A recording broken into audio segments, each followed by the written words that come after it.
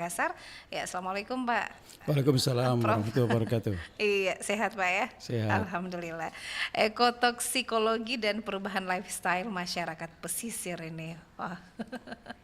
Iya, jadi kita akan mendengarkan sahabat budaya kurang lebih 45 menit ke depan ya, seperti apa lifestyle masyarakat pesisir ini, perubahan dari ekotoksikologi ya Pak Prof ya. Betul. Iya, baik, mungkin saya Yuni sendiri nih mau tahu ini Pak Prof, ekotoksikologi itu apa artinya ini Pak? Iya, silakan Pak Prof. Iya, terima kasih sebelumnya. Ekotoksikologi itu gabungan dari kata ekologi dan toksikologi. Ekologi seperti yang kita ketahui adalah satu ilmu tentang hubungan antara faktor biotik dan abiotik di suatu lingkungan, dan kemudian toksikologi itu adalah sebenarnya ilmu untuk bidang farmasi, yaitu satu ilmu untuk mengetahui tentang tingkat keracunan suatu bahan, baik itu bahan yang akan dijadikan obat-obatan ataukah bahan itu memang adalah satu bahan yang toksik. Nah, oleh para ilmuwan ekologi kemudian digabungkanlah antara ekologi dan toksikologi untuk sebuah tatanan ilmu yang baru yang digunakan untuk mengetahui bagaimana tingkat keracunan suatu bahan yang lepas ke satu lingkungan, baik itu lingkungan darat atau lingkungan laut atau lingkungan perairan. Dengan cara seperti itu kita mengetahui seberapa besar tingkat toksisitas dari suatu bahan yang masuk ke suatu lingkungan. Dari situlah kemudian kita gunakan untuk melakukan pengelolaan lingkungan. Gitu, berarti semacam racun ini Pak ya? Iya, jadi gabungan antara ekologi dan ilmu tentang racun sebenarnya. Oke, ilmu tentang racun. Kemudian digunakan untuk aplikasinya di lingkungan baik itu darat maupun perairan. Oke, baik. Nah Pak, bagaimana hubungan dengan kehidupan sehari-hari ini, terutama masyarakat pesisir dengan ekotoksikologi ini? Iya, ekotoksikologi seperti saya sebutkan tadi definisinya, tetapi secara praktis atau secara pragmatis gampangnya itu adalah ilmu tentang pencemaran. Ilmu tentang pencemaran. Ilmu tentang pencemaran. Atau ilmu tentang pencemaran itu adalah sebenarnya turunan dari ekotoksikologi. Tapi untuk masyarakat awam kalau kita menyebut ekotoksikologi itu juga agak asing gitu ya. Maka paling gampang adalah tentang ilmu tentang pencemaran, baik itu di perairan darat maupun di perairan laut lah. Kaitannya dengan lifestyle masyarakat. Ya, kalau kita lihat masyarakat di wilayah kita memang agak berbeda dengan masyarakat, misalnya masyarakat barat di Eropa sana dan sebagainya. Karena kalau kita lihat masyarakat kita masih kurang sadar tentang bahaya bahan-bahan pencemar yang masuk ke lingkungan kita. Gitu. Misalnya buang sampah sembarangan ataukah buang limbah. Kalau sampah sebenarnya memang itu kelihatan ya.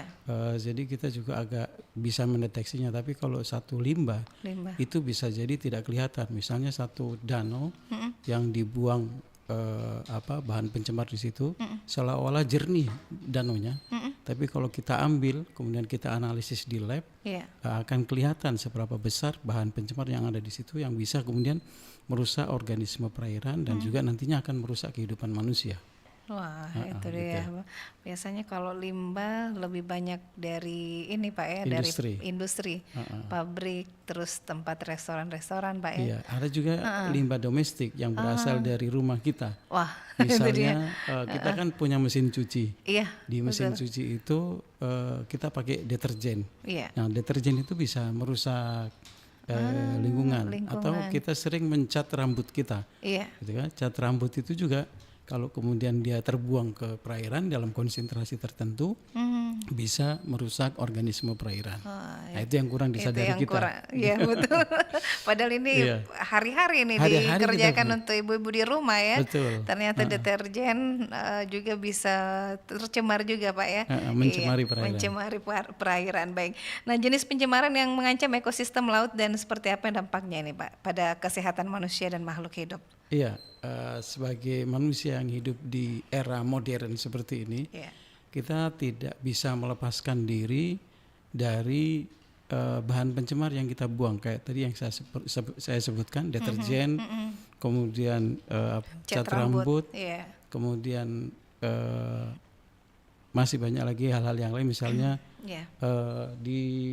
di laundry atau di mesin cuci itu kan yang kita cuci ini bahan plastik sebenarnya. Iya. Pakaian yang kita gunakan ini sebagian besar adalah bahan plastik.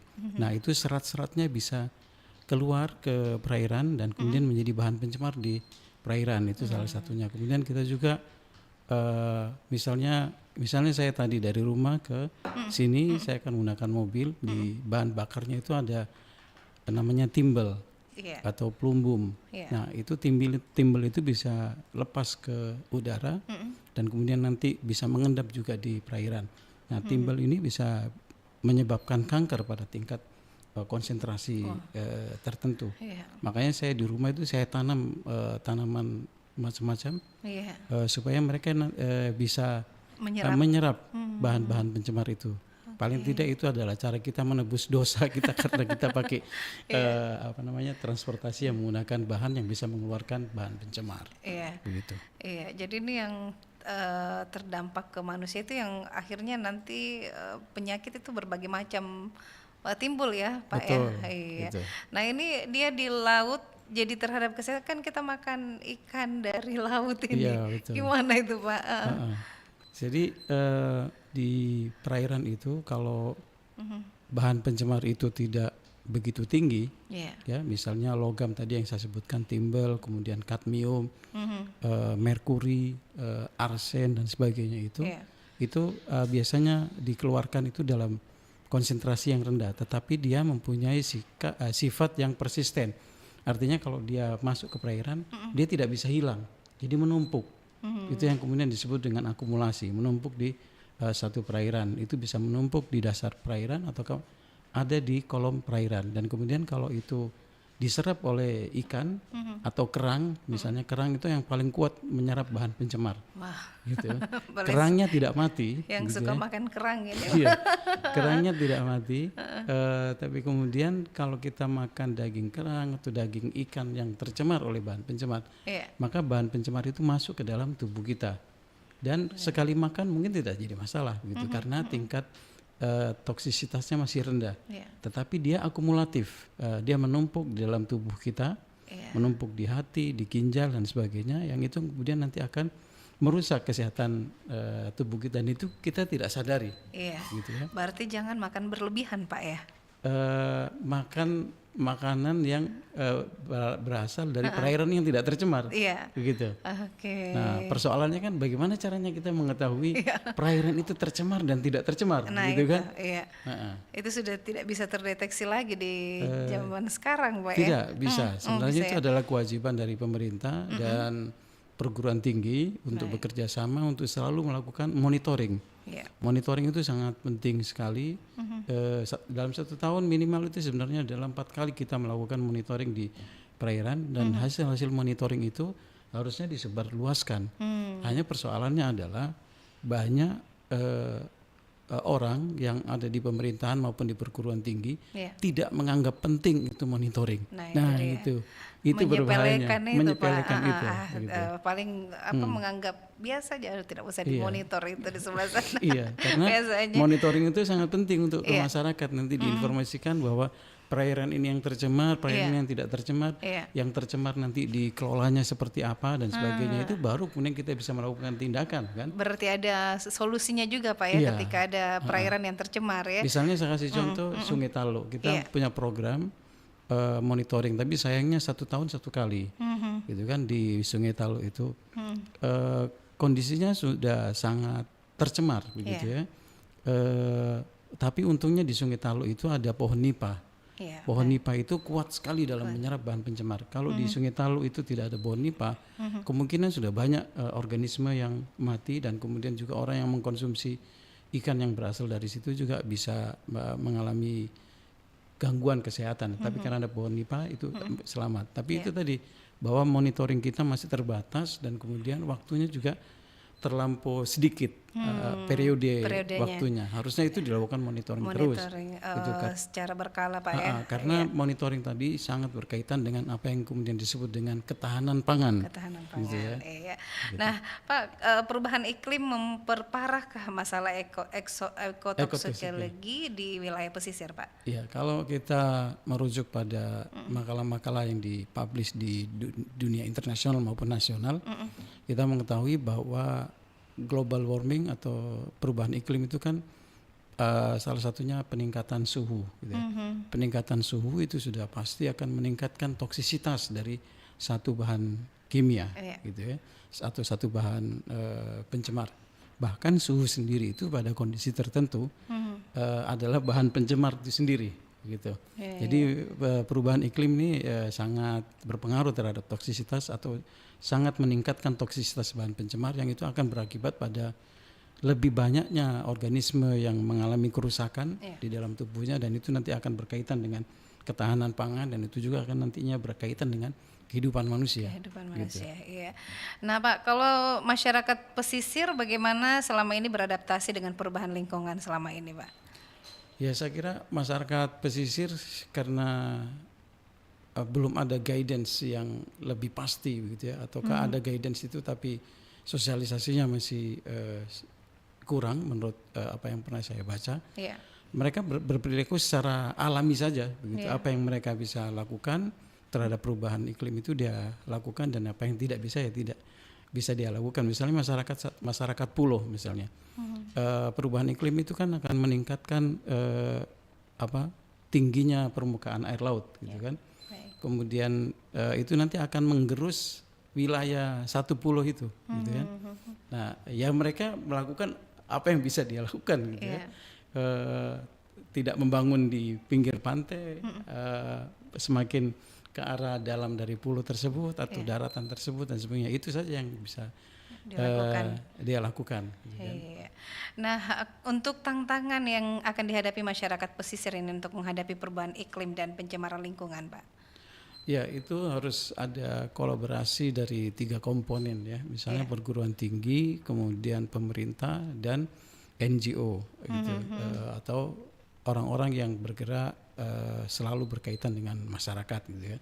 Kalau 3 komponen ini bekerja bersama-sama, maka akan mitigasi terhadap perubahan iklim itu akan bisa dilakukan dengan baik. Misalnya dari perguruan tinggi kita kan mempunyai banyak basis teori, ya, basis ilmu yang baik itu yang dulu diteliti dan atau sekarang yang diteliti, dan kemudian penyandang dananya adalah pemerintah, gitu kan. Jadi pemerintah bisa memberikan dana untuk satu kegiatan tertentu, dan untuk ke masyarakatnya bisa dibantu oleh teman-teman dari NGO. Nah, kalau 3 komponen tadi yang saya sebut, pemerintah, kemudian ilmuwan di perguruan tinggi dan NGO bekerja bersama-sama, maka untuk mengatasi perubahan iklim itu akan bisa lebih efektif. Ya. Nah, untuk teknologi dapat membantu masyarakat pesisir dalam mengatasi masalah lingkungan, Pak? Ya, sudah banyak diteliti oleh para pakar di berbagai universitas. Teknologi itu bisa diaplikasikan saja, misalnya teknologi untuk penjernihan air dan sebagainya. Ya, terus kemudian teknologi untuk mengurangi banyaknya bahan pencemar yang masuk ke perairan, namanya bioremediasi dan sebagainya, itu bisa diterapkan di masyarakat pesisir sedemikian sehingga bisa mengatasi adanya faktor-faktor atau efek-efek dari perubahan iklim. Gitu. Oke, baik, sahabat budaya, sebentar lagi kita akan membahas lagi tentang ekotoksikologi dan perubahan lifestyle masyarakat pesisir bersama Prof. Husnul. Kita dengarkan dulu yang satu ini. Rin, duluan ya. Petaka judi online. Perjudian online mulai marak di Indonesia sejak pandemi COVID-19. Melalui judi online, uang bisa didapatkan tanpa membutuhkan modal yang banyak. Masyarakat yang terkurung dengan pemberlakuan PSBB atau pembatasan sosial berskala besar akhirnya merasa jenuh dan bosan. Permainan yang menggunakan akses internet dan media elektronik sebagai perantara ini tidak hanya ramai dimainkan oleh masyarakat, tapi juga dari kalangan mahasiswa. Dikutip dari RRI Bandung, seorang mahasiswa psikologi Universitas Islam Bandung mengatakan bahwa beberapa temannya sempat mencoba bermain judi online. Bahkan salah satunya kecanduan hingga menggadaikan laptopnya untuk membayar depo. Judi online yang sangat merugikan ini perlu menjadi perhatian pemerintah agar segera dibasmi. Kompas.com baru-baru ini mengabarkan bahwa seorang pria yang berprofesi sebagai ojek online di Semarang ditemukan gantung diri di rumahnya akibat judi online. Menurut keterangan sang istri, sebelumnya suaminya sudah 3 kali melakukan percobaan bunuh diri yang berhasil digagalkan. Sebelum berhasil bunuh diri, korban juga bahkan menggadaikan sertifikat rumah untuk judi online. Pemerintah harus memberikan edukasi mengenai bahaya judi online. Terdapat pula kerugian lain bermain judi online yang itu meningkatnya kriminalitas yang membahayakan orang lain untuk memenuhi kebutuhan perjudian, gangguan terhadap hubungan sosial dengan keluarga dan teman karena terlalu fokus dalam perjudian, mengganggu fokus terhadap kinerja dan pelajaran yang akan berdampak bagi masa depan dan pendidikan serta karir. Terakhir, permainan judi mendorong seseorang untuk melakukan hal-hal ilegal untuk mendapatkan uang. Judi online menghancurkan masa depan seseorang yang masih panjang, karena harus berakhir akibat utang yang menumpuk dan tekanan yang tak henti. Selamatkan masa depan, jauhi judi online yang membawa kegelapan.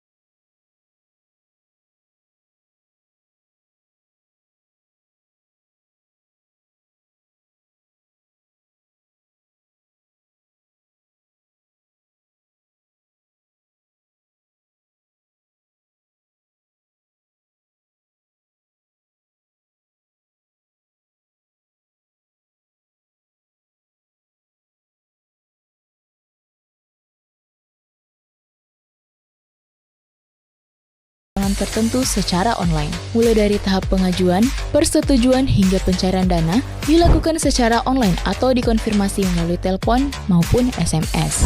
Sistem pinjol ini tidak menggunakan jaminan yang sulit. Untuk melakukan pinjaman, pemohon terlebih dahulu mengajukan pinjaman pada aplikasi dengan mengisi data diri, nomor telepon, jumlah pinjaman, dan nomor rekening bank pribadi. Pinjol mulai marak di Indonesia pada tahun 2000. Budaya, Anda masih mendengarkan kami di Pro 4 RRI Makassar, tentunya masih di tentang ekotoksikologi dan perubahan lifestyle masyarakat pesisir ya. Jadi tadi ada beberapa yang sudah disampaikan oleh Bapak Prof ya, Pak Prof, bahwa pencemaran yang mengancam ekosistem laut dan juga masyarakat pesisir ini. Nah, kita ke pertanyaan berikutnya, ini bagaimana pendidikan lingkungan dapat meningkatkan kesadaran masyarakat tentang pentingnya menjaga lingkungan ini, Pak? Ya, pendidikan tentang lingkungan ini sangat penting sekali.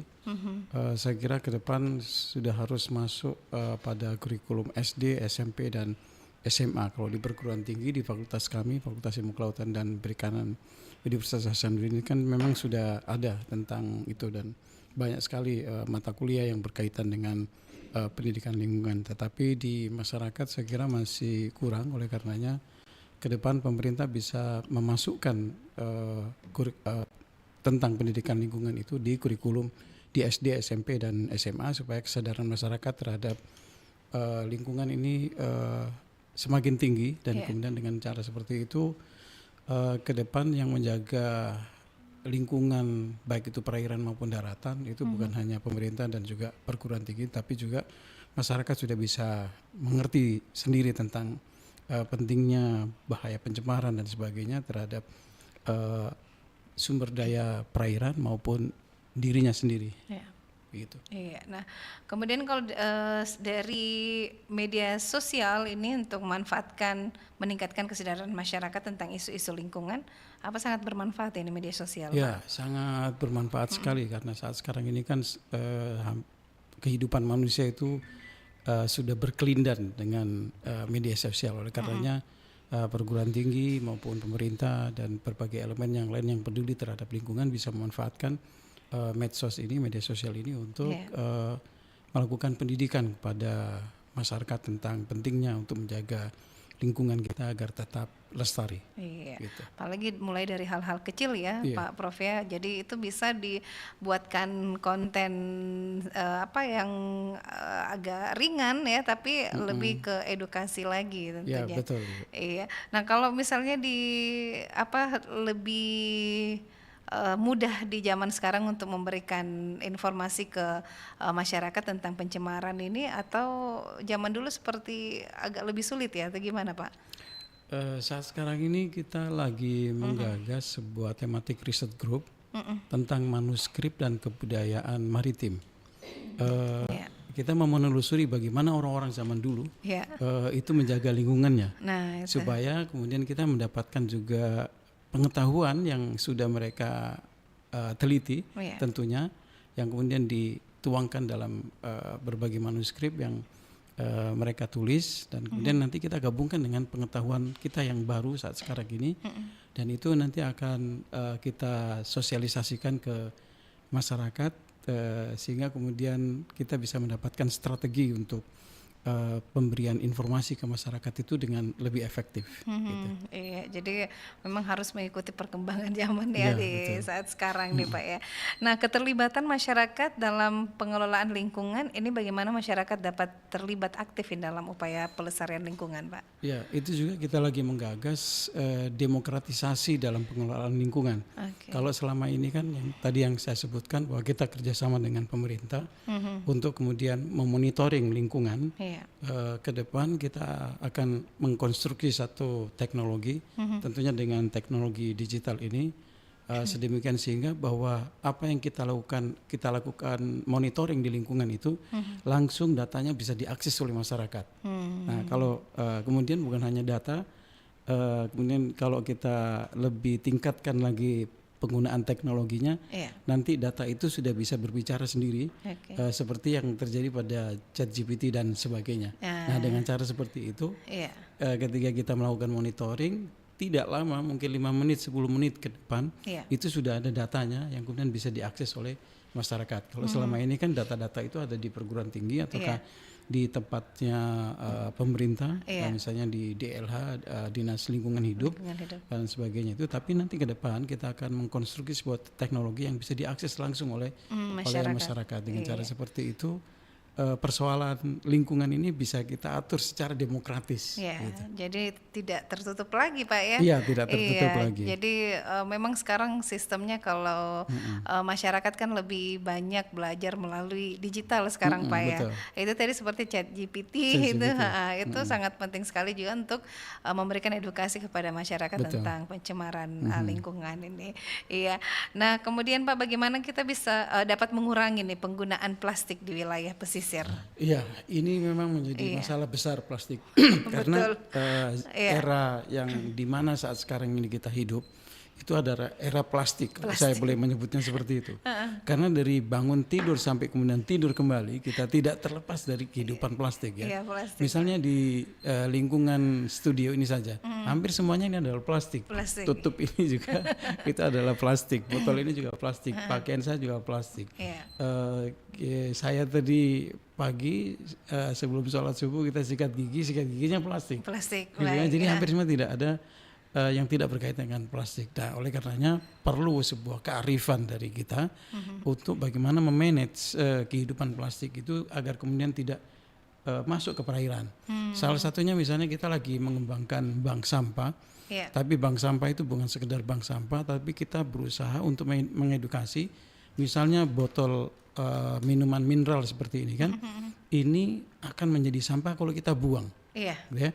Tetapi kalau kemudian kita habis minum air mineral di botol mineral begini kita simpan, Iya. kemudian kita tempatkan di tempat tertentu di rumah kita, misalnya di wadah tertentu. Pada tertentu. Setelah itu kemudian nanti kalau sudah penuh kita kumpul di bank sampah plastik atau bank plastik tadi, maka dengan cara seperti itu kita tidak akan atau kita mengurangi jumlah botol plastik atau bahan-bahan plastik yang digunakan untuk minuman mineral seperti ini ke lingkungan. Ke gitu kan. lingkungan. Nah, Itu ketika kita setiap rumah ini punya bank sampah ya, Iya. bank plastik khususnya. iya, dia harus ada tempat untuk plastik yang dia konsumsi, baik itu dari luar maupun di dalam rumah itu sendiri. Tapi nanti pada satu lingkungan RT tertentu, misalnya satu Dikumpulkan. RT dikumpulkan. Nah itu nanti dikirim ke pedagang pengumpul karena plastik ini sebenarnya punya potensi ekonomi yang luar biasa, Iya, Ibu. iya. Gitu ya. Karena kenapa seperti itu? Karena di Eropa dilarang orang menggunakan atau memproduksi botol plastik seperti ini dari bahan murni. Jadi bahan murni plastik itu kemudian kita bikin itu dilarang. Tapi 60%-nya harus berasal dari limbah yang Dari seperti limbah, ini. baik. Oleh karenanya Eropa dan sekitarnya itu membutuhkan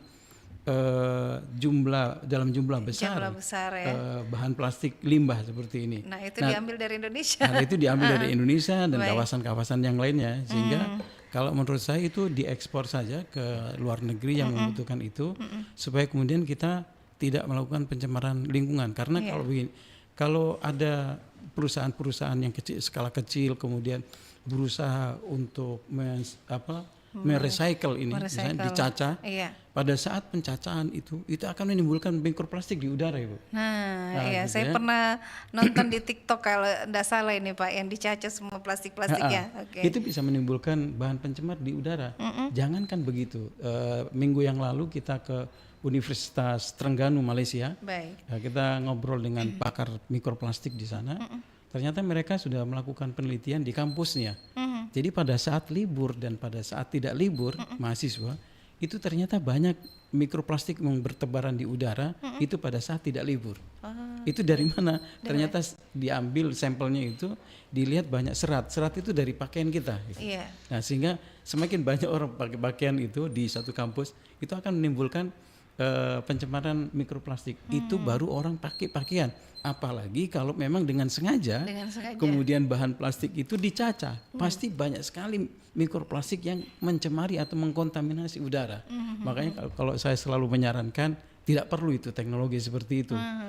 Kamu kirim saja ke Eropa, karena di Eropa itu ketat untuk persoalan lingkungan.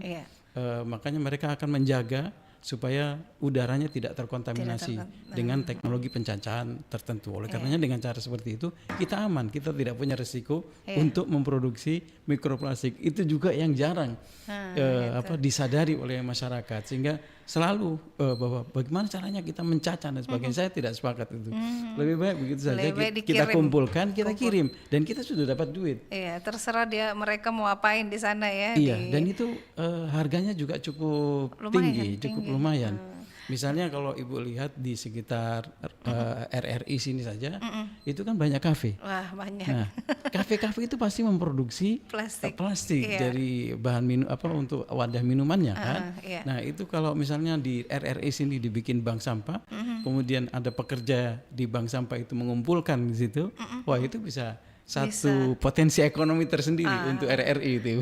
Nah, kira-kira sudah dilakukan itu Pak ya? Kita di fakultas kami kita sudah bikin bank sampah di Fakultas Ilmu Kelautan dan Perikanan itu kita sudah bikin bank sampahnya. Iya. Dan kita sudah bekerja sama dengan bank sampah pusat di Kota Makassar. Iya. Dan sekarang ini ada kegiatan di Pulau Lai-Lai untuk membantu masyarakat di sana mengumpulkan plastik, karena kasihan juga itu Pulau Lai-Lai yang di depan kita ini karena seringkali mendapatkan kiriman.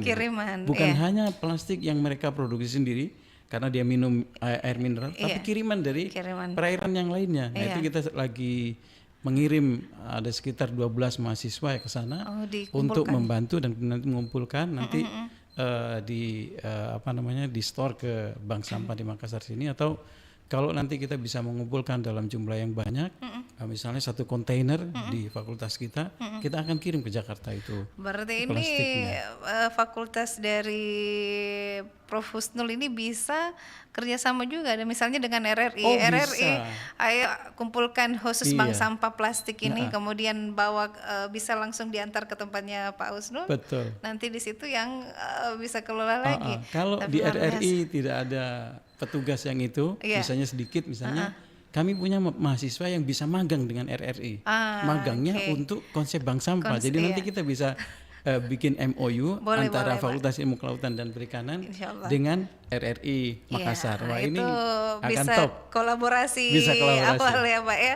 Iya, luar biasa. Mudah-mudahan nanti sama Kak Lani ini yang bisa digerakkan, ditindaklanjuti. Karena kalau saya lihat, saya sendiri saja biasa habis siaran ini banyak plastik Banyak ini. plastik, iya. Ya, kalau dikhususkan di bank sampah kan dia lebih rapi, lebih bersih. Kalau dicampurkan dengan yang agak kotor ya biasa tercemar juga Pak. Jadi begini Bu, jadi nantinya RRI akan menjadi salah satu atau bahkan satu-satunya green office yang ada di Makassar, gitu kan? Dengan cara seperti kerjasama dengan fakultas kami akan memunculkan green office. Jadi bukan hanya nantinya sampah plastik, tapi juga mungkin ada kertas dan sebagainya, itu bisa di manage sedemikian sehingga dia tidak menjadi sampah, tapi itu menjadi cuan. Gitu. Jadi paradigma masyarakat kan ini kan tadi berhubungan dengan lifestyle masyarakat. Jadi itu yang harus dirubah adalah paradigma masyarakat terhadap apa yang kemudian disebut dengan sampah. Kalau sampah itu tidak kita artikan sebagai sampah, maka dia tidak menjadi sampah. Bahkan dia menjadi cuan. Menjadi cuan. Jadi RRI wajib ini untuk mengawali ya. Mudah-mudahan bisa mengikuti lagi yang lain. Tanggal 5 Februari kami akan ke Malaysia, ke Universitas Malaya untuk workshop tentang circular economy. Circular economy itu berkaitan dengan plastik. Gitu. Nah, itu nanti kalau kita sudah dari sana nanti kita bisa kasih oleh-olehnya ke RRI. Kemudian bagaimana ke depan kita bisa membangun strategi bersama untuk mengurangi terutama sampah plastik. Iya. Ini tugas utama juga untuk RRI sebagai pelayanan publik ya. Betul. Dan itu nanti hasil-hasilnya bisa disiarkan oleh RRI. Betul, gitu. Iya. Nah Pak, ini kita lanjut lagi setelah plastik luar biasa. Ini kita apa yang dapat dilakukan ya untuk melindungi terumbu karang dari kerusakan? Ya, terumbu karang ini juga adalah masalah yang krusial. Di fakultas kami sudah lama sekali berkaitan dengan terumbu karang ini, karena terumbu karang ini adalah salah satu habitat yang pertama adalah eksotik gitu ya. Kemudian dia adalah kunci untuk kehidupan organisme di perairan laut gitu ya. Makanya itu harus kita betul-betul kita jaga agar kemudian kelangsungan hidup sumber pangan di laut itu bisa kita peroleh dengan terus menerus. Di samping itu kan karena eksotiknya itu seharusnya dia bisa menjadi spot pariwisata gitu ya. Spot pariwisata itu menjadi penting sebenarnya kalau itu diseriusi oleh pemerintah misalnya dengan mengawal terumbu karang yang kita punyai, maka itu juga akan bisa menghasilkan cuan yang luar biasa Ibu. Karena betul-betul eksotik. Kalau Ibu pernah diving, pernah menyelam di terumbu karang, itu akan ketagihan untuk datang ke tempat situ. Hanya persoalannya para nelayan kita masih kurang sadar karena dia mau dapatkan instan cuan gitu kan, maka dibomlah terumbu karang ataukah dibiuslah ikan-ikan di situ, akhirnya kemudian merusak terumbu karang. Nah ini yang harus kita cegah, harus kita sadarkan ke nelayan-nelayan kita, dan memang juga harus ada tindakan yang proaktif dari pemerintah gitu kan, untuk menjadikan bahwa terumbu karang ini menjadi bagian yang penting dalam memproduksi cuan sebenarnya. Begitu dengan yang tadi yang saya sebut dengan wisata itu, pemerintah bisa bekerja sama dengan universitas, karena universitas punya banyak pakar di bidang itu, terutama di fakultas saya, Fakultas Ilmu Kelautan dan Perikanan, banyak sekali pakar-pakar terumbu karang, terutama rektor kami Prof. Jamaluddin Jomba itu adalah seorang pakar terumbu karang yang berskala internasional gitu ya. Itu pemerintah bisa kerjasama betul-betul dengan fakultas kami dengan cara seperti itu. Terumbu karang ini bisa kita jadikan mesin produksi cuan sebenarnya gitu. Nah itu kesadaran pemerintah itu yang perlu kita bangkitkan agar kemudian dia bisa melakukan program itu bersama universitas, bersama NGO dan juga bersama masyarakat. Nah, ini harus dan juga bersama RRI. Gitu. Harus kolaborasi nih ya Pak Prof ya. Mudah-mudahan bisa kedepannya lebih baik lagi. Nah terus bagaimana kita dapat mendukung ini Pak, para nelayan dalam menerapkan praktik penangkapan ikan yang berkelanjutan? Ya itu tadi harus sekali lagi kerjasama antara 3 komponen tadi, Ibu, universitas, pemerintah dan NGO untuk mengawal. Jadi karena masyarakat ini sebenarnya mereka akan tumbuh kesadarannya kalau kemudian kita kawal gitu. Jadi kita misalnya mendampingi mereka dalam proses penangkapan yang berkelanjutan tadi itu, maka mereka akan punya kesadaran itu. Tapi kalau mereka tidak didampingi, dia seperti anak yatim yang kehilangan kedua orang tuanya, gitu. Akhirnya sembarang dia bikin. Gitu. Tapi kalau kemudian anak-anak yatim kita dampingi, maka mereka akan bisa hidupnya lebih teratur dan kemudian mengerti tentang apa yang kemudian disebut dengan hidup yang lestari. Gitu. Ya, berarti ini para nelayan juga di daerah di tempat pesisir ini harus ada edukasi juga ke mereka Pak ya. Betul. Ini tugasnya Pak Prof juga ini ya, ke pesisir. Tugas kami, tugas penting kami. Tugas penting gitu, ya. Jadi apakah sudah ada langkah seperti itu untuk menemui para nelayan ini? Ya, kami sudah membuat misalnya desa binaan. Saat sekarang ini desa binaan kami ada di Maros, di Borongkalukua. Gitu, di Maros di sana kita sedang membuat desa binaan itu dan kita sedang mengidentifikasi apa saja yang kemudian sumber daya perairan di situ yang bisa menghasilkan cuan tadi agar kemudian kehidupan masyarakat yang ada di sekitar situ lebih sejahtera, dan kemudian kalau mereka sudah memproduksi sesuatu, produksinya itu kemudian kita tingkatkan kualitasnya. Sehingga mereka juga bisa mendapatkan tingkat ekonomi yang lebih bagus yang lagi. Lebih baik lagi ya. Nah Pak, ini strategi adaptasi. Strategi apa yang dapat dilakukan masyarakat pesisir ini untuk beradaptasi dengan perubahan iklim dan mengurangi dampak pencemaran? Ya, sebenarnya kalau kita lihat masyarakat itu tidak banyak membuang limbah. Ya, yang banyak membuang limbah itu adalah industri. Nah, industri. Nah, para pemilik industri ini yang seharusnya kita sadarkan gitu ya.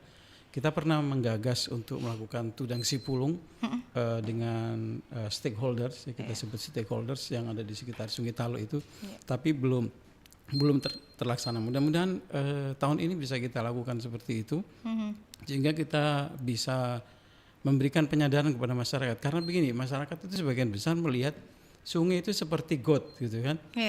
Kita bisa membuang apa saja terserah di situ, gitu kan? Padahal kan tidak seperti itu. Kayak Sungai Talo itu pertama dia mempunyai nilai sejarah, nilai historis itu di Sungai Talo. Di situ dulu ada kerajaan Talo, kan gitu ya. Nah kalau kemudian manuskrip tentang Sungai Talo itu kemudian kita munculkan ke permukaan, ada yang dari bahasa Bugis atau Makassar kita terjemahkan ke dalam bahasa Indonesia dan sebagainya, supaya masyarakat sadar bahwa di sini dulu itu ada sebuah pelintasan sejarah yang luar biasa. Kemudian secara sumber daya perairannya itu banyak sekali. Ikan-ikan, jenis-jenis ikan yang bisa kita manfaatkan, dan dia juga mempunyai nilai ekonomi yang lumayan besar. Gitu ya. Nah, kemudian di situ juga ada tambak tradisional yang dimiliki oleh masyarakat, dan itu juga bisa kita tingkatkan skalanya dari tradisional misalnya lebih ke intensif dan sebagainya, sehingga produksinya lebih besar. Tapi itu semua akan menjadi percuma kalau kemudian para pemilik industri ini masih membuang limbah di situ. Nah, ini yang harus kita sadarkan bahwa ke pemilik industri itu bahwa limbah itu sebenarnya bukan limbah, Ibu. Limbah itu bisa ditransformasi menjadi pupuk misalnya. Nah, kalau itu bisa kita lakukan dan pemilik industri mau bekerja sama dengan kita, maka kita akan mereduksi atau mengurangi limbah dalam jumlah yang besar. Nah, kemudian menanam juga pohon nipah. Sayangnya ada orang-orang tertentu yang mempunyai kepentingan tertentu menebang ini nipah untuk pembuatan jalanan dan sebagainya. Itu sangat disayangkan karena nipah ini mempunyai kemampuan untuk menyerap bahan pencemar. Nah, lumayan sedikit saya ceritakan tentang nipah karena kemarin ada yang mahasiswa kami yang seminar tentang nipah. Ternyata nipah ini begitu kuat menyerap bahan pencemar, tapi tidak dialirkan ke buahnya. Jadi nipah ini kan punya buah, Ibu, ya.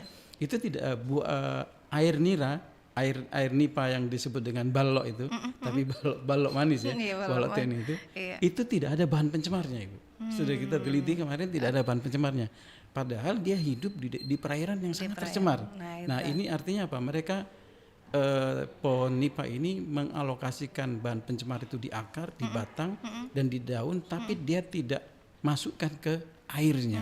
Itu luar biasanya pohon nipah. Nah, oleh karenanya kita harus menjaga pohon nipah, jangan ditebang gitu. Bahkan harus diperbanyak pohon nipah ini. Ini yang harus diperbanyak ini ya, Pak. Selain dia juga bisa memberikan keuntungan ekonomis. Yang pernah saya tanya, yang menderes nipah itu satu hari dia bisa mendapatkan penghasilan 700.000. Wah, itu per hari. Per hari. Kalau dikali 30 21 juta. Kalah gajinya guru besar ini. Jadi banyak yang bisa dimanfaatkan untuk menjadi cuan, Pak ya. Iya, betul. Iya, dan juga bisa menyelamatkan lingkungan. Betul. Iya. Nah, Pak, peran pemerintah untuk mendukung upaya masyarakat pesisir mengatasi masalah lingkungan. Apa perannya ini pemerintah? Ya, tadi pemerintah mempunyai peran yang sangat strategis gitu, karena mereka lah yang punya pengambilan keputusan gitu, dan mereka lah yang punya kekuatan hukum untuk melakukan satu hal gitu kan, pemerintah. Kalau universitas tidak punya kemampuan itu. Universitas hanya memproduksi sains dan teknologi gitu kan. Untuk penerapannya kalau ini dibantu oleh pemerintah itu akan sangat bagus sekali. Misalnya untuk bioremediasi tadi itu, Ibu. Kemudian monitoring tadi. Misalnya kita yang saya sebut dengan demokratisasi pengelolaan lingkungan tadi itu, kalau itu dikerjasamakan dengan pemerintah, maka kita bisa cepat untuk menghasilkan sainsnya, ilmunya, dan kemudian penerapannya karena pemerintah yang kemudian mempunyai kekuatan hukum, kemudian kekuatan untuk menerapkannya. Misalnya yang demokratisasi itu adalah berkaitan dengan teknologi digital ya. Jadi kita tanam satu yang disebut dengan probe, alat tertentu.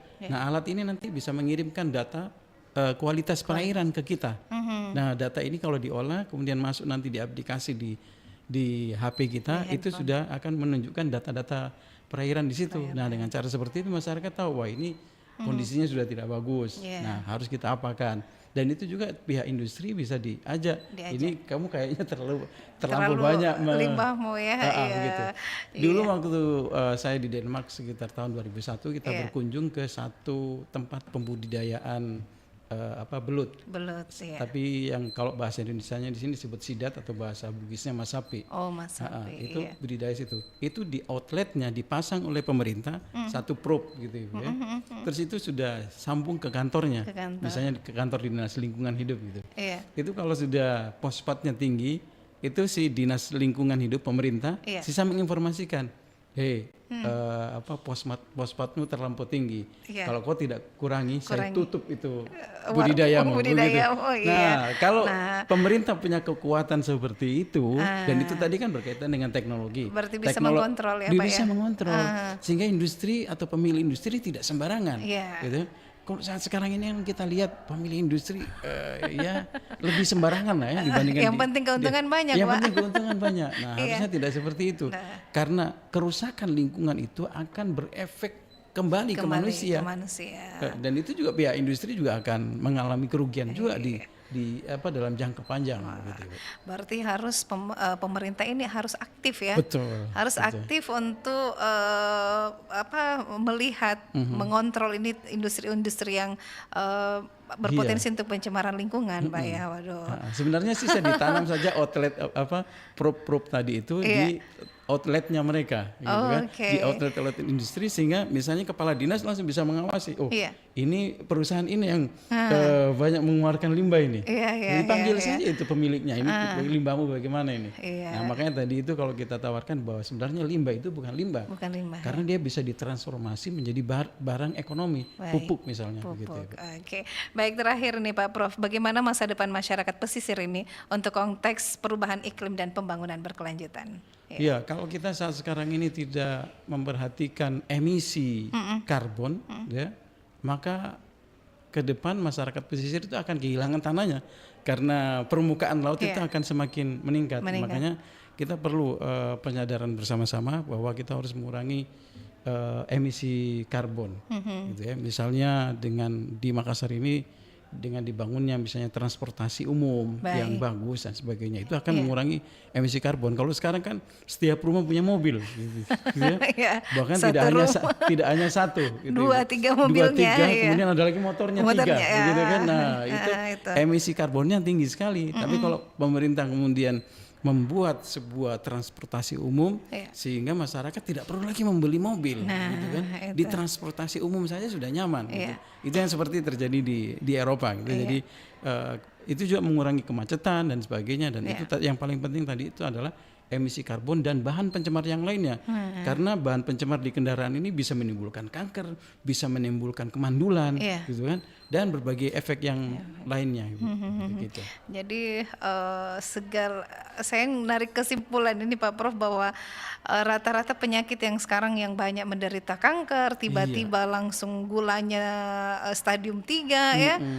Ini semua akibat dari pencemaran lingkungan. Itu wah, korelasinya, sangat sangat kuat. Gitu, antara tadi itu bahan pencemar dengan berbagai penyakit yang ada diderita oleh masyarakat pada saat sekarang ini. Baik, terima kasih Pak Prof Husnul ini edukasinya hari ini, dan mudah-mudahan masyarakat yang mendengarkan di luar sana bisa lebih menjaga lingkungan bersama-sama. Pak Prof ya. Terima kasih kebersamaannya, dan pendengar, kami akhiri kebersamaan kita di obrolan seni budaya. Saya Yuni pamit dan Prof Husnul. Assalamualaikum warahmatullahi wabarakatuh. Waalaikumsalam warahmatullahi wabarakatuh. Aduh, ternyata nggak bener ya info ini. Mana aku udah share link ke grup lagi. Hapus aja deh. Semoga aja belum ada yang lihat. Kenapa sih? Pagi-pagi udah ribet. Ini nih, tadi aku share